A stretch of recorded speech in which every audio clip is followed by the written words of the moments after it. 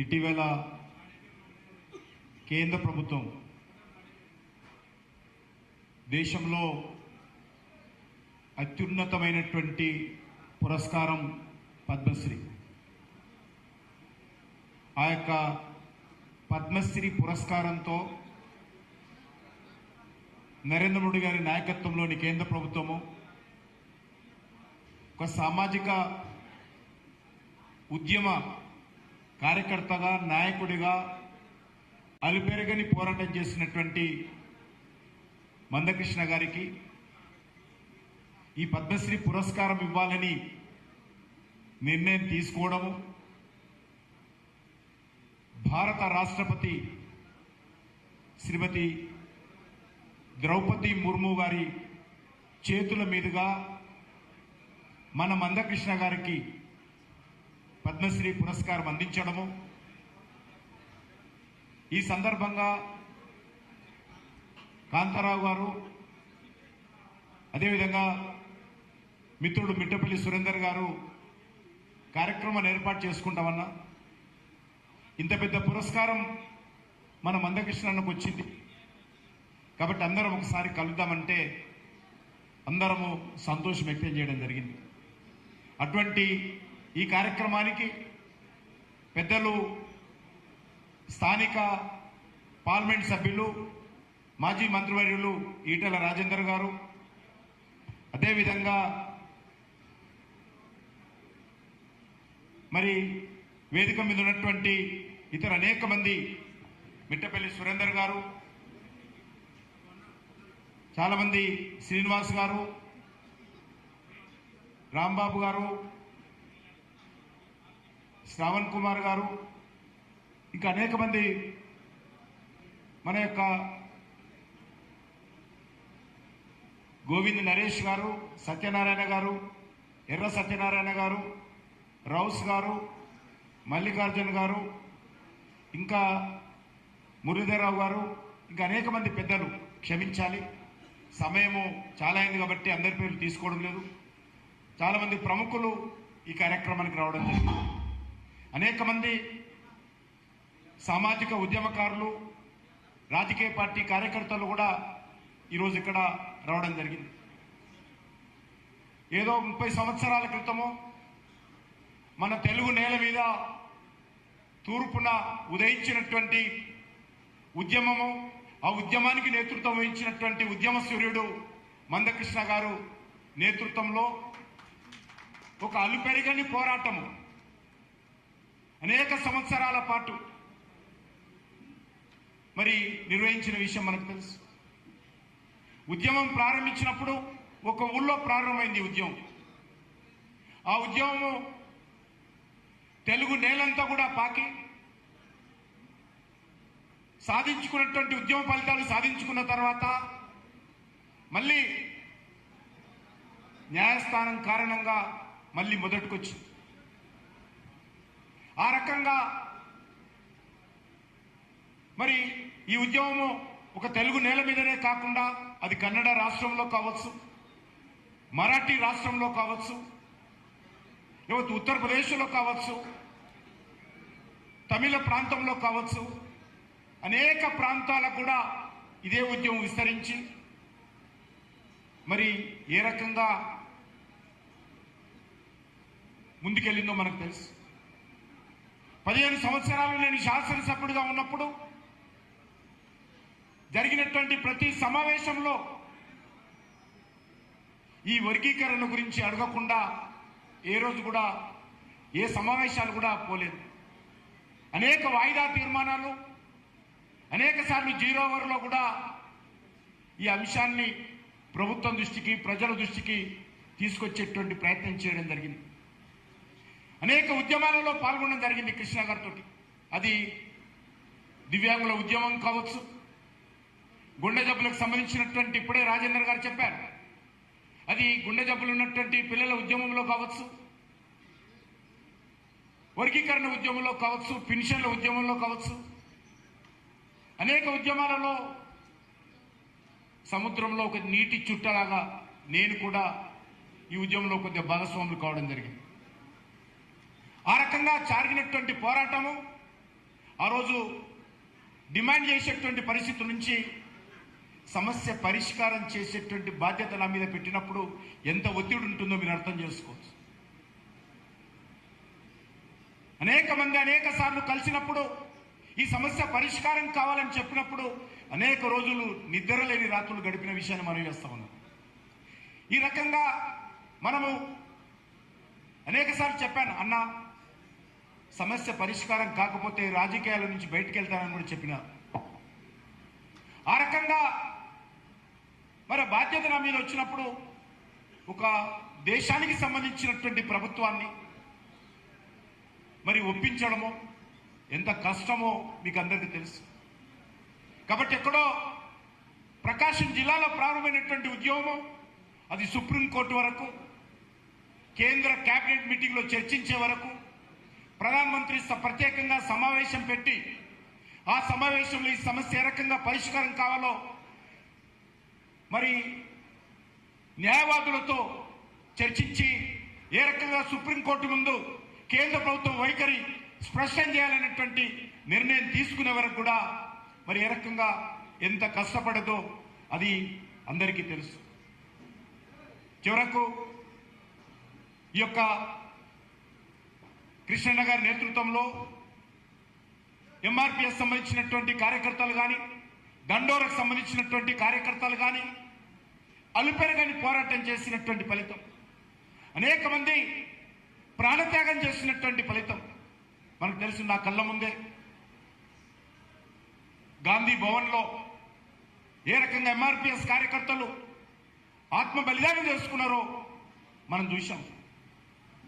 ఎన్ని పాదయాత్రలు చేశారో, ఎన్ని యాత్రలు చేశారో, ఎన్ని గర్జనలు చేశారో, ఏ రకంగా లక్షలాది మంది ప్రజలు ఏ రకంగా వాడ నుంచి పల్లె నుంచి కదిలొచ్చారో మనము ఈ ఉద్యమంలో చూశాం. కాబట్టి ఈరోజు వాళ్ళందరికీ కూడా నేను కేంద్ర ప్రభుత్వం తరఫున మరి అభినందనలు తెలియజేస్తూ వాళ్ళ సమక్షంలోకి ఒక ప్రధానమంత్రిని పరేడ్ గ్రౌండ్లో జరిగినటువంటి సమావేశంలోకి విశ్వరూప మహాసభ ప్రధానమంత్రి తీసుకురావడం అంటే ఒకసారి అర్థం చేసుకోవచ్చు.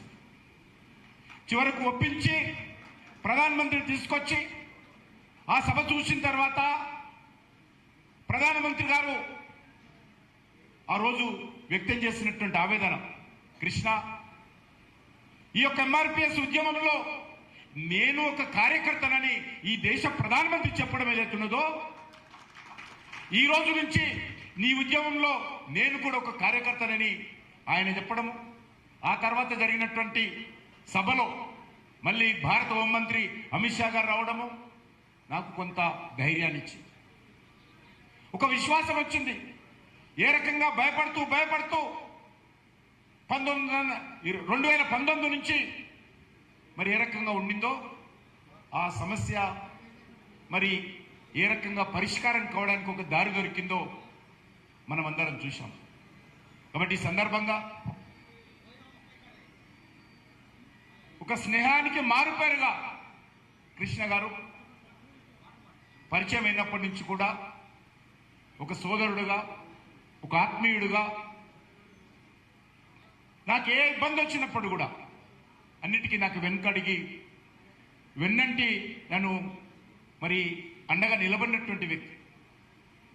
అనేక సార్లు నాకు బెదిరింపులు వచ్చాయి, ధర్నాలు చేశారు, దిష్టిబొమ్మలు దగ్గర పెట్టారు, కానీ నేను ఎవరికి వ్యతిరేకంగా చేయలేదు. మా పార్టీ నాయకుడుగా ఉన్నటువంటి బంగారు లక్ష్మణ్ గారు, మా పార్టీ నాయకుడుగా ఉన్నటువంటి వెంకయ్య నాయుడు గారు, వి రామారావు గారి నాయకత్వంలో అనేక సంవత్సరాల క్రితము ఈ వర్గీకరణకు అనుకూలంగా నిర్ణయం తీసుకున్నాము. పార్టీ నిర్ణయానికి కట్టుబడినటువంటి ఒక సైనికుడిగా, ఒక కార్యకర్తగా ఈ ఉద్యమంలో పాల్గొన్నాను. ఉద్యమంలో పాల్గొన్న తర్వాత కార్యకర్తల యొక్క మరి ఒక నాయకుడిగా కృష్ణ గారి యొక్క పరిస్థితి చూసిన తర్వాత, వారి స్నేహం స్వయంగా మనం చూసిన తర్వాత ఖచ్చితంగా ఈ యొక్క ఉద్యమంలో నేను ఒక కార్యకర్తగా అనేక సంవత్సరాలు పనిచేయడం జరిగింది. ఈరోజు ఏ గ్రామానికి వెళ్ళినా, ఏ రాష్ట్రానికి వెళ్ళినా కృష్ణన్న దగ్గరికి ఎంతమంది వస్తారో కానీ ప్రతి ఎంఆర్పిఎస్ కార్యకర్తలందరూ కూడా వచ్చి ప్రేమ ఆప్యాయతతో నన్ను ఆశీర్వదిస్తుంటే ఈ జీవిత ధన్యమైందన్నటువంటి భావన నాకు వస్తుంది. కాబట్టి ఈరోజు ఏ డిమాండ్ చేసేటువంటి పరిస్థితి నుంచి సమస్య పరిష్కారం చేసేటువంటి బాధ్యత కూడా కృష్ణన్న, ఎంఆర్పిఎస్, సమాజం అందరూ కూడా ఏ రకంగానైనా సరే ఈ సమస్య పరిష్కారం చేయాలన్నప్పుడు మరి ఈరోజు కృష్ణన్న నేతృత్వంలో ఈ పరిష్కారం మరి లభించింది. నిజంగా ఒక మందకృష్ణ మాదిగన్న ఈరోజు మందకృష్ణ మాదిగన్నే కాదు, ఈరోజు పద్మశ్రీ మందకృష్ణ మాదిగ అనే విషయాన్ని ఈ సందర్భంగా మనం చేస్తున్నాం. ఈరోజు మనమందరం కూడా ఎప్పుడు ఆయన మాట్లాడినా పద్మశ్రీ అనేటువంటి భారత ప్రభుత్వము ఈ దేశంలో ఉన్నటువంటి 140 కోట్ల మంది ప్రజల యొక్క మరి ఆలోచన విధానంతో ఈరోజు ఆయనకు పద్మశ్రీ అవార్డు కేంద్ర ప్రభుత్వం అత్యున్నత పురస్కారంతో అభినందించింది. ఈరోజు మనం చూస్తా ఉన్నాం. ఈ సమస్య పరిష్కారం అయిన తర్వాత హోమ్ మినిస్టర్ గారు మాట అన్నారు, కృష్ణ నువ్వేదైతే నల్ల ప్యాంటు, వైట్ షర్టు, బ్లాక్ కండే వేసుకున్నావో ఈ ఉద్యమం సంబంధించినటువంటి సమస్య పరిష్కారం అయిన తర్వాత మరి నువ్వు ఇతర రంగుల షర్ట్ వేసుకుంటావా అని అడిగారు. కాబట్టి ఆ రకంగా ఈరోజు ఉద్యమం పరిష్కారమైంది. అయినా కూడా మరొక బాధ్యత ఈరోజు దివ్యాంగులకు సంబంధించినటువంటి సమస్య, లేకపోతే ప్రభుత్వము పెన్షన్లు పెంచుతానటువంటి సమస్యను మళ్ళీ తీసుకొని ఈరోజు ప్రజల మధ్యకి వెళ్తా ఉన్నారు. ఇది కృష్ణ యొక్క గొప్పతనము, వారి యొక్క ఉద్యమ స్ఫూర్తి, ఒక సామాజిక స్పృహ మీకు అందరికీ తెలుసు. నరేంద్ర మోడీ గారి నాయకత్వంలో ఈరోజు వారు ఇంతకుముందు ఒక పేద కుటుంబం నుంచి వచ్చినటువంటి విషయాన్ని మనకి రాజేందర్ గారు చెప్పారు. ఇటీవల బడుగు బలైన వర్గాలకు సంబంధించి రానున్నటువంటి సెన్సెస్ లో కూడా స్వాతంత్రం వచ్చిన తర్వాత మొదటిసారి బీసీ కులాలకు సంబంధించినటువంటి మరి జనాభా సేకరణ చేయాలని ఒక ధైర్యమైనటువంటి నిర్ణయం 77 సంవత్సరాల తర్వాత నరేంద్ర మోడీ గారి నాయకత్వంలో ఈరోజు కేంద్ర ప్రభుత్వం తీసుకున్నదనే విషయాన్ని కూడా ఈ సందర్భంగా మనవిస్తున్నాం. ఏ రోజైనా కూడా అది డాక్టర్ బాబాసాహెబ్ అంబేద్కర్ గారికి భారతరత్న ఇవ్వడంలో కానీ, డాక్టర్ బాబాసాహెబ్ అంబేద్కర్ యొక్క చిత్రపటాన్ని మరి సెంట్రల్ హాల్ లోక్సభలో పెట్టించడం కానీ, లేకపోతే బాబు జగజీవన్ రామ్ గారిని భారత ప్రధానమంత్రిగా ప్రకటించినటువంటి విషయం కానీ,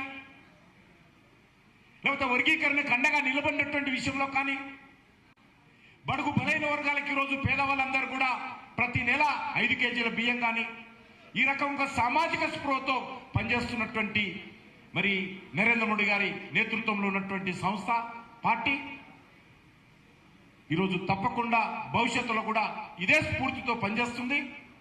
మేము ఈ యొక్క ఉద్యమ స్ఫూర్తితో ముందుకెళ్తామని చెప్పి కూడా ఈ సందర్భంగా మనయేస్తూ మరొకసారి ఈ రాష్ట్రంలో మరి ఈ దేశంలో ఉన్నటువంటి కోట్లాది మంది సామాజిక ఉద్యమకారులకు ఒక ఆదర్శంగా అనేక కోట్లాది మంది ప్రజలకు సంబంధించినటువంటి సమస్యను పరిష్కారం చేయడంలో కీలక పాత్ర పోషించి జీవితాన్ని ఆ ఉద్యమానికి తమ జాతికి అంకితం చేసినటువంటి మహా వ్యక్తి పద్మశ్రీ మందకృష్ణ మాదిగ గారికి మనందరి తరఫున ప్రత్యేకంగా మరొకసారి దేశ ప్రధానమంత్రి అయినటువంటి నరేంద్ర మోడీ గారి తరఫున కూడా వారికి హృదయపూర్వకమైనటువంటి శుభాకాంక్షలు, అభినందనలు తెలియజేస్తూ మీ నేతృత్వంలో మరి ఈ దేశంలో ఇంకా అనేక రకాల సమస్యలు, సామాజిక సమస్యలు ఇంకా ఉన్నాయి.